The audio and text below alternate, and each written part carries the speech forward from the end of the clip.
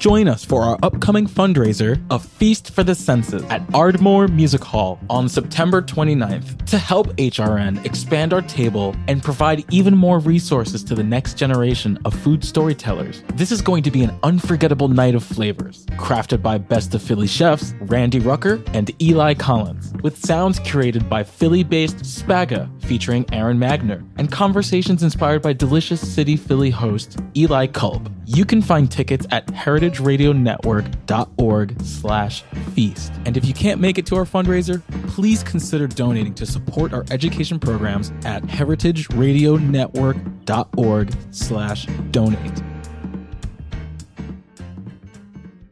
Westholme is working with the land to create nature-led Australian Wagyu. Westholme believes that when nature leads, flavor follows. Learn more at westholme.com. You're listening to Heritage Radio Network.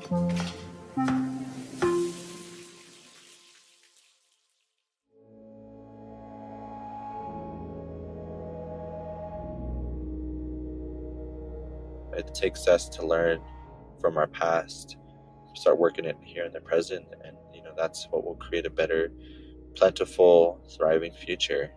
Knowing that our land rights are protected, our water rights are protected. Now that we're actively farming these lands and using these natural resources, we're building generational wealth for our children to inherit that, not inherit the traumas that were inflicted upon us. That's how we see our future. And that's how we see breaking cycles. And that's how we're able to, again, thrive.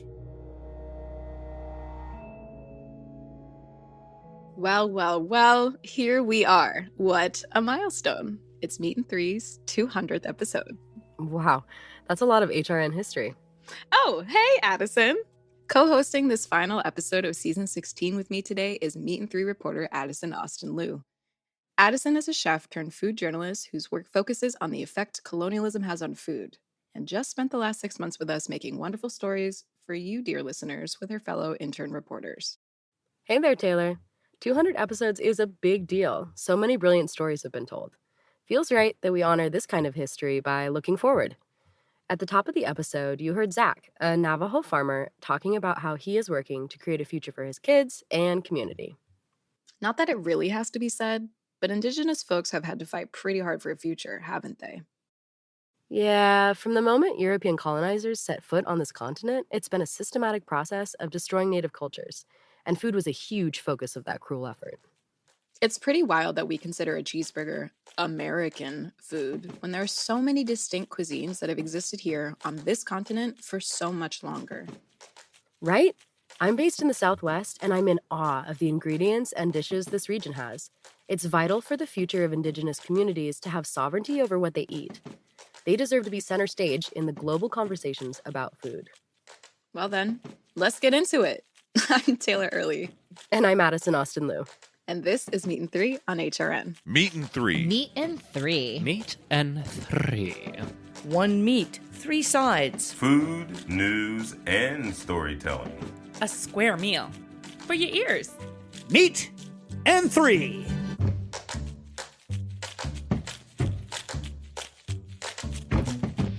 As we've covered in previous Meat and Three episodes this season, food can be weaponized to control people. But what we haven't covered is the fact that diets can be used as a way of creating hierarchy within society, and European colonizers wrote the rule book for it.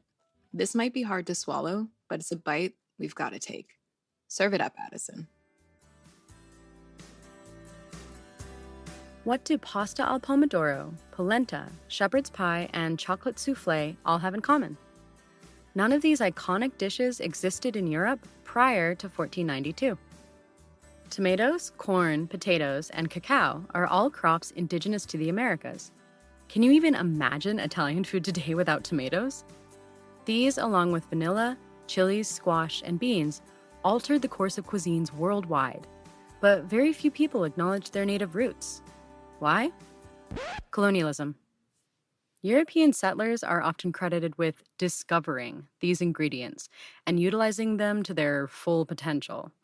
In fact, 80% of the modern global food market is connected to worldwide indigenous crops. Indigenous cuisines haven't been acknowledged and celebrated on an international stage in the same way as, say, French food. Erasing ingredient origins is one of the many ways settlers used food as a primary tool of colonization. Their control of indigenous foodways led to death by starvation, destruction of ancestral lands and traditions, assimilation, and long-standing health issues. You can't fully understand colonialism without its connection to food. When the Spanish arrived in the New World, one of their primary concerns was their diet. A lot of the food they had brought with them had spoiled or been eaten. They were afraid the colonial body could be altered by ingesting indigenous foods, despite later evidence that these diets were well-balanced and rich in nutrients. In order to stay healthy, the Spanish believed they needed to consume a superior European diet. This included meat from domesticated livestock, wheat, wine, and cheese. They brought over cows, pigs, and chickens and set them loose on indigenous croplands. Fertile soil was also stolen from native families and used to plant grapevines and wheat fields. This devastated staple food systems and forced many indigenous communities to begin eating European food, or starve. They did not take this assault on their livelihoods complacently, though. There are many documented cases of indigenous folks fighting back against these colonial foods. Uprooting fields and killing livestock are only two examples of ferocious resistance, alongside more subtle tactics that had enduring effects. Indigenous women were often brought, very much against their will, to live and work in colonial households. They were civilized in the kitchen by Spanish women, taught to cook meals from the crops and animals that were destroying their food traditions. But often, particularly during times of famine, these women would introduce native foods or cooking techniques to the homes of their colonizers. This refusal to submit fully to colonial force created the blended cuisines you see in the American Southwest today. This region is riddled with the scars of its colonial past. Food insecurity and diet-related disease are rampant among indigenous communities. Many have lost touch with their ancestral foodways. While it is important to acknowledge the devastation brought by colonialism, it's equally important to highlight the continued work being done to combat its effects. Indigenous restaurants, farms, food businesses, and culinary education programs have been established and are continuing the work of revolutionary ancestors. Indigenous food is reaching a global audience. More dietetics research is being done related to native bodies. If we talk about indigenous people and their ancestral foodways in the past tense, as if they are gone, we are only reinforcing the colonial project. Indigenous folks are still here. There is a future for them and their food. The best way to honor this legacy and its continuation is to learn, eat, and support their initiatives. These are the foods that have supported humans on this continent for millennia. Why not try a bite and let them nourish you too? Wow. Now you've got me curious to try corn in its original cuisine context. I love a bowl of well-cooked grits. No sugar. But let me get some blue or rainbow corn cooked with love. Stat. Same. I'll make a reservation. We're celebrating 200 episodes after all. If I can eat as a way of supporting indigenous businesses, I'm here for it. But before we share a meal together, we're getting ahead of ourselves. Let's get down to the root of it all. Indigenous agriculture has so much to teach us and could even provide solutions for worldwide food crises. Instead of focusing on maximizing crop yield or growing the biggest and baddest fruits and veg, many of the lessons I've learned from indigenous farming and foodways are steeped in cultivating meaningful relationships with the land and each other. On a small farm just outside Shiprock, New Mexico, the devotion of one family sparked a journey that would not only transform their lives, but also the lives around them. Jessica Gingrich shares the story of Bitty Baby Foods, an indigenous-owned baby food company that's nourishing a new generation through ancestral knowledge and traditions. Imagine awaiting your first child, the dreams you weave for them, and the overwhelming love that fills your heart. As you picture their future, one question arises. What is the best way to nourish this precious life? For Zach and Mary Ben, a couple who were expecting their first child in 2021, the answer wasn't found on supermarket shelves. We felt that huge need to be able to provide for ourselves, provide for our child who was in the womb still. And, we dedicated that first farming season to our son and what he was going to eat. Meet Zach, a sixth-generation Navajo farmer and co-founder of Bitty Baby Foods, a company dedicated to preserving cultural heritage, a deep connection to the land, and building a sustainable future for the Navajo Nation. We could not have, processed and preserved foods as his first taste of, solid foods. And so we took it upon ourselves as parents, as providers, as caretakers, as farmers, to be able to create that first food for him. The Bens secured a plot of land and began cultivating traditional crops like corn, beans, and squash, using dryland agricultural techniques passed down through generations. Western farmers are finally realizing that, you need to take care of the land in order for it to take care of you.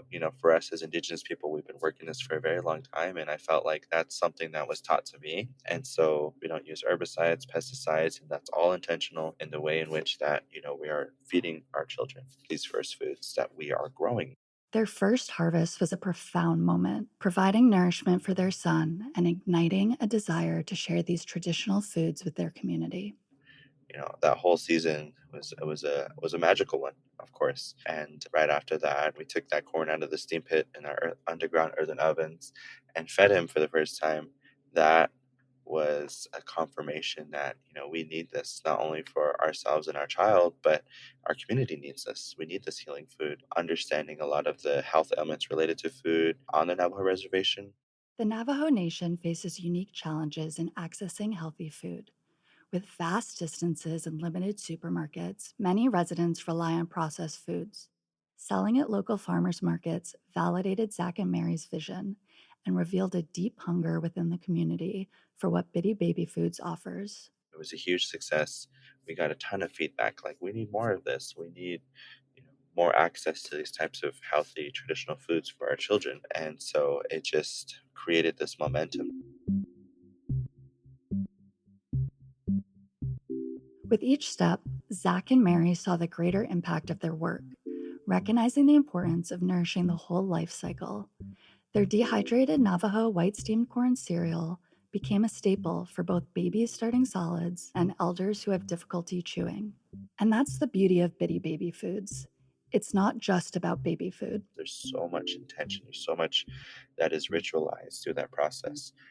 When we plant and when we farm these special foods, they're special because, you won't get this in a packaged and preserved food. You won't be able to have that connection to the earth or the sky in this way. But land access on the Navajo reservation is fraught with historical injustices and bureaucratic hurdles. So land is a huge issue in itself, especially on the Navajo reservation where we are located on tribal trust lands. These lands were given to us by treaties that were established with the U.S. government during, a lot of the conflict that were happening between the Indigenous people and the U.S. government. We have to go through a special process to get what we would call an agricultural land use permit. And so with that, a lot of these lands sit idle. Despite these challenges, Zach and Mary secured 6 acres of land that hadn't been cultivated for over 30 years. While their initial focus was on growing food for their family, their vision expanded. They saw the potential to revitalize not just the land, but their community as well. These are lands that we do have access to, but we need to work it. How do we get our youth to be involved in that? How do we teach our children here and now to be a part of that life cycle of being able to be in touch with the land? This led to the creation of the Farmer in Residence program, an initiative aimed at empowering the next generation of Navajo farmers and to establish these youth so that way they can start building generational wealth off of the lands that are undeveloped. The program's mission goes beyond economic development. It also aims to heal historical trauma, foster a sense of community, and create a sustainable future. So this is how we're being able to use the past, learn from that, break those cycles, and here in the present, and provide a thriving future for not only ourselves, our children, but the land and the water as well. That way they can take care of each other and have that sense of reciprocity. So that's the key of, a healthy future. This holistic approach aligns with the legacy of Navajo leaders like Chief Barboncito, who fiercely advocated for future generations' right to land back in 1868. The U.S. government, they wanted to push us further south of New Mexico and, put our reserve down there. One of the Navajo leaders here, his name is Chief Barboncito. He said, no, that can't happen because nothing grows down there. We have no access to water down there. I will not sign these treaties unless we have access to water here on our own homelands. Chief Barboncito's determination secured the Navajo Nation's access to vital water sources, ensuring the ability to sustain their agricultural way of life. Zach and Mary are continuing this legacy. Now our intention is to steward that agrarian lifestyle and live it to its fullest capacity in this modern world, heal through the land. Now we're able to provide that for our future by breaking those historical, generational cycles of trauma. And that's what Chief Barboncito and our ancestors during that time were able to provide for us and fight for us. And now we cannot have it sitting there waiting for us. We got to jump on that opportunity now. Bitty Baby Foods is not just about growing food. It's about cultivating a future where the Navajo Nation thrives, traditions are honored, and the land is cherished for generations to come. We'll be right back with more Meat and Three after a brief break.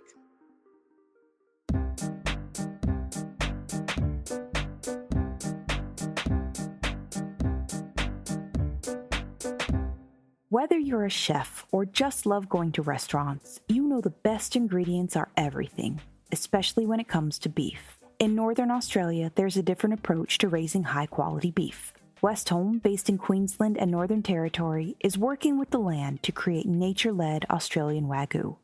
Westholme stewards 16 million acres of rangeland guided by their natural ecosystem. They're led by a belief that if they balance the needs of their cattle with the needs of the environment, both can thrive. Westholme's team of rangeland experts and nature managers use a variety of tools to monitor and respond to the welfare of the environment, like satellites that assess grass health and on-the-ground research. Cattle are happier when they have the freedom to forage and explore, so Westholme ensures that they can roam wild, foraging at will for the first 2 to 3 years of their lives. Their cows graze on native grasses like Mitchell grass, which is only found in Australia, along with dozens of other plants, herbs, and seasonal legumes. The result is a high-quality Wagyu beef that reflects the terroir of Northern Australia and a flavor suited to complement any cuisine. Westholme believes that when nature leads, flavor follows. Learn more at westholme.com. Welcome back to Meat and Three. You've worked in the restaurant industry, right, Taylor? Oof, sure have. And it is an effort making sure service runs smoothly between FOH and BOH. That's front of house and back of house for folks not familiar.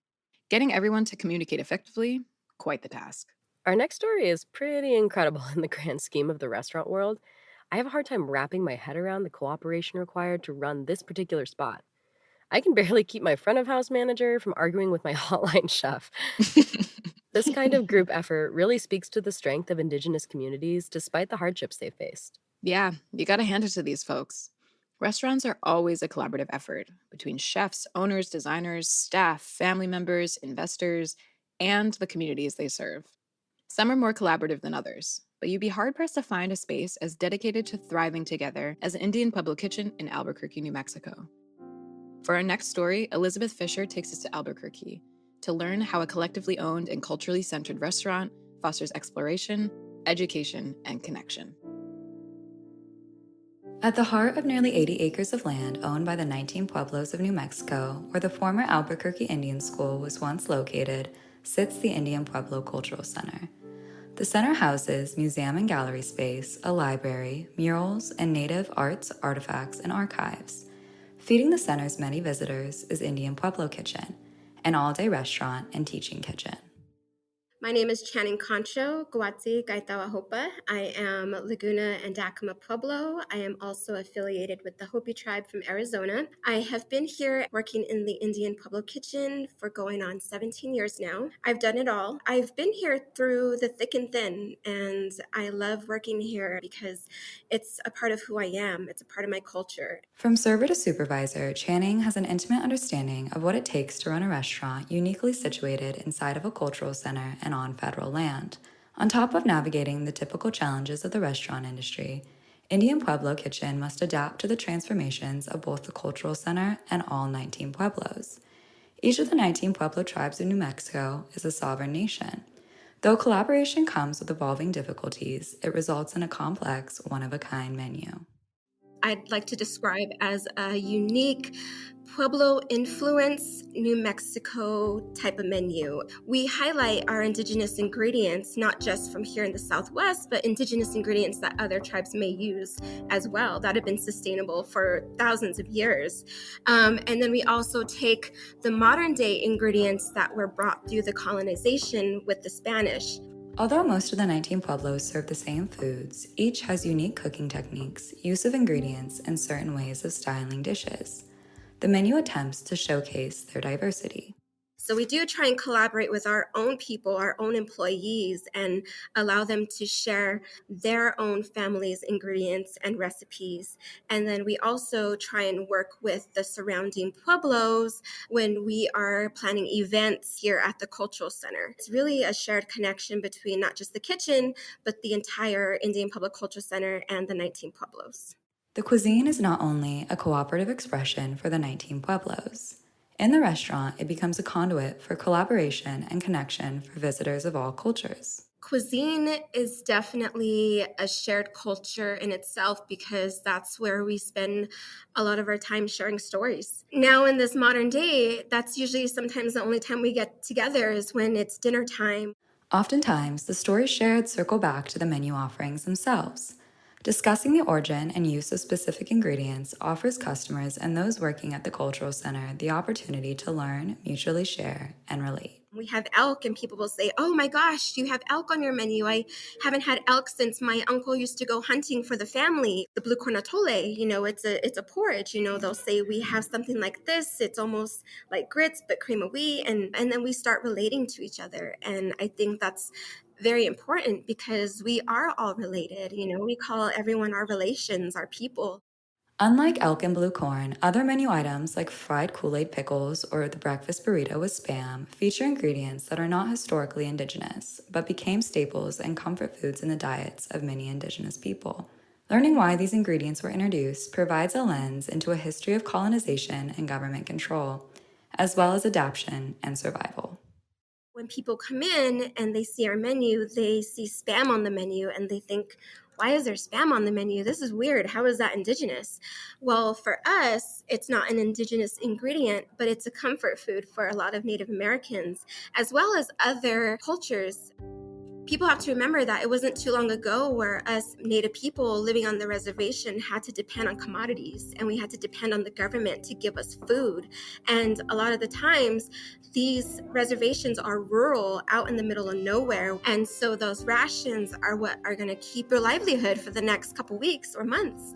You're relating with people from a whole nother side of the country and you're sharing those same stories and you're telling each other how your people survived. They may not realize it until they actually, see it on the menu and realize, we're not all that different at all.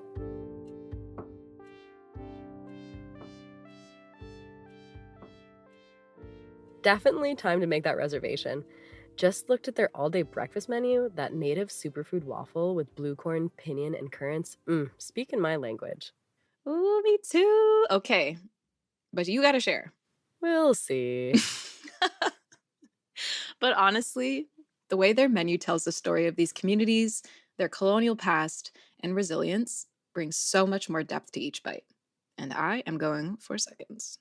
From farms to restaurants, Indigenous folks are truly making strides into modern food spaces, and we are so lucky to have them here. The future is looking delicious and bright. It absolutely does, but there's still work to be done. Moving toward the future often requires working within systems that run counter to our beliefs and values. Capitalism and colonialism are deeply intertwined and often go hand in hand with strengthening the status quo. But by making decisions with intention, we can buy, sell, and trade to build an economy that works better for everyone. For our last story, Hannah Chenard sat down with Ben Jacobs.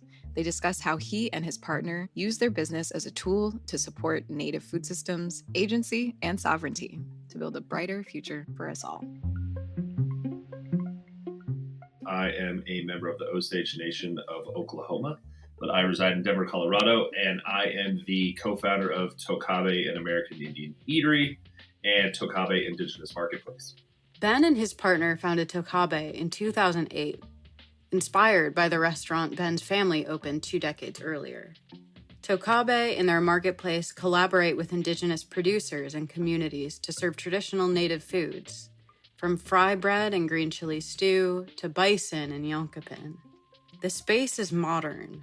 The walls covered in native-inspired skate decks and speakers blasting hip-hop by indigenous artists. One of Tokabe's goals is to tell the stories of American Indians through food, and in doing so, modernize ideas about who they are and who they can be. But the project has another goal, too. One that builds a future for indigenous food systems. Our food system was, methodically eradicated. And now we're at a point that we're rebuilding that. And if we can maintain that, then we will only continue to thrive in the future. I believe we have an amazing development ahead. And that's because we have the drive, the power, the determination to do it. That effort begins at the roots, by sourcing ingredients from native farmers and producers across the U.S., and employing young people from indigenous communities. Tokabe is more than just a restaurant in a market. It's a platform for storytelling and economic empowerment for Native peoples.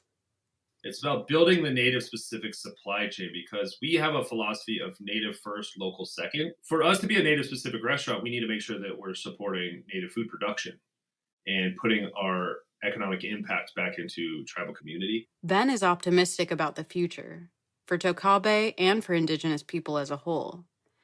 Their resilience and spirit in the face of systematic violence, he believes, should be an inspiration to carry us all forward. Right? It's like, if you always looked at the future is dark, our people would never even be here.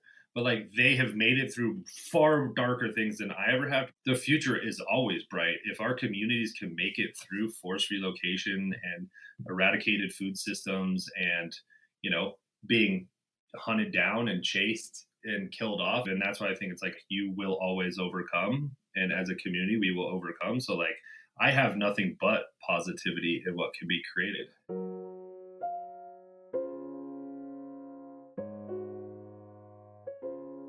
Tokabe's focus on strengthening Native communities does not serve only itself. Building up Native food systems builds a more resilient future for everyone. But from the food side, I always want people to understand is we are a distinctly American food system. That's the thing is it's not just for Native peoples. It's not just for indigenous people. This is for all of us.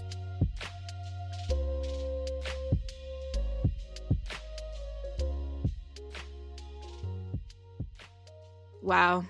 I am so stoked to see the future of indigenous food gaining momentum and recognition, and frankly, celebration.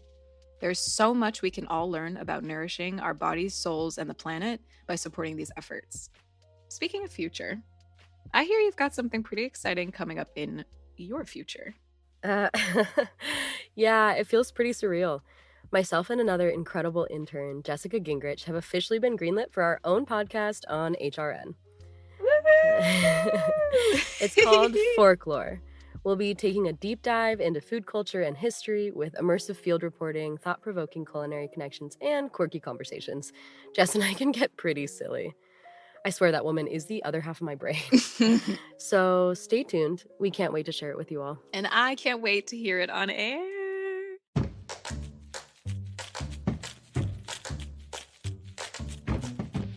And that, folks, is our 200th show and a wrap on season 16. Thank you for listening. Big, meaty love to all of our reporters from this spring 2024 cohort. H and I will miss you so much. Learn more about the guests and topics we touched on this week by checking out our show notes. This episode was reported by Hannah Chenard, Jessica Gingrich, Elizabeth Fisher, and me, Addison Austin Liu. Addison also lead produced this episode with support from Sophia Hooper and Sam Girardi. Meat and Three is produced by H. Conley and me, Taylor Early. Our audio engineer for this episode was Armin Spengen. And a little shout out to the one and only Armin. Thank you for blessing us and Meat and Three with your unbelievable engineering talent for all this time. We love you, Armin. Our theme song was composed by Breakmaster Cylinder. This program is supported in part by public funds from the New York City Department of Cultural Affairs in partnership with the City Council. Meat and Three is powered by Simplecast. Meat and Three is a production of Heritage Radio Network, the world's pioneer food radio station. Learn more at heritageradionetwork.org and follow us at heritage_radio. And please stay in touch. Whether you have a story idea or would just like to say hey, write us at ideas@meetin3.nyc, and that's all spelled out. And we'll see you for season 17.